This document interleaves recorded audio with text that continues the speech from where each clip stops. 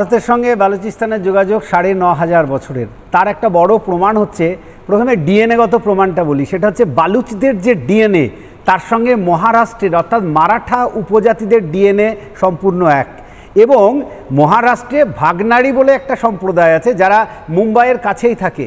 সেই ভাগনাড়িরা কিন্তু মূলত বালোচ, যারা নিজেদের সংস্কৃতি বাঁচানোর জন্য, কালচার বাঁচানোর জন্য একসময় বালুচ থেকে এদেশে চলে এসেছিল। কারণ তাদের মনে হয়েছিল পাকিস্তান বালুচ যখন জোর করে নেয় তারপরে তারা আর সেখানে তাদের সংস্কৃতি বাঁচাতে পারবে না, সেই জন্যে তারা মুম্বাইয়ে এসে বসেছিল। এছাড়াও গত ধরো ৪-৫ হাজার বছর ধরে বালুচিস্তান মূলত কিন্তু কালচারাল ক্যাপিটাল।